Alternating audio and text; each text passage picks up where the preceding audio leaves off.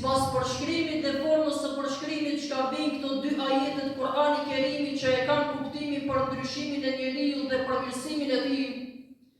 është i qartë mesazhi i Zotit Xhelle Xhelaluhu ve Xhelle Shanuhu, që sa herë që njeriu do prishë raportin me Zotin e tij, sa herë që njeriu do të bëhet i pavëmendshëm ndaj obligimeve dhe ndalesave që vijnë nga Zoti i tij, sa herë që njeriu do të bëhet i pavëmendshëm në fitimin e pasurisë dhe ushqimeve që ai konsumon në halal dhe haram, atëherë pra Rabbul Alamini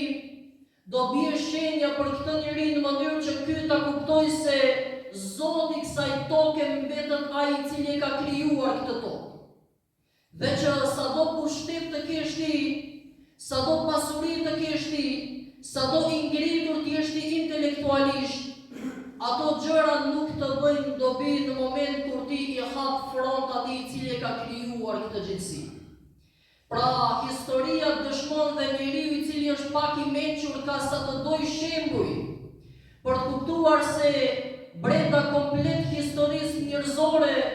nuk ka dikush i cili i ka hapur frontën Zotit krijues që ka dalë fitimtar për ballë. Prandaj i mençuri e ka historinë e pejgamberëve të Zotit së bashku me popull i cilët kanë jetuar dhe Allahu i ka shkarruar. Sepse Allahu i furnizoi dhe ju dha mundësi e mirësi të panumërta,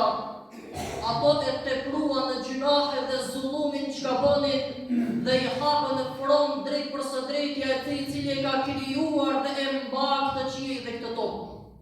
E atëherë Allahu ju dëshmoi se unë mbetëm Zoti i kësaj bote. Prandaj ti vllau jemi dashur që je i thari Kur'ani Kerimit, hape më shpesh Kur'anin dhe lexo mbi këto popull.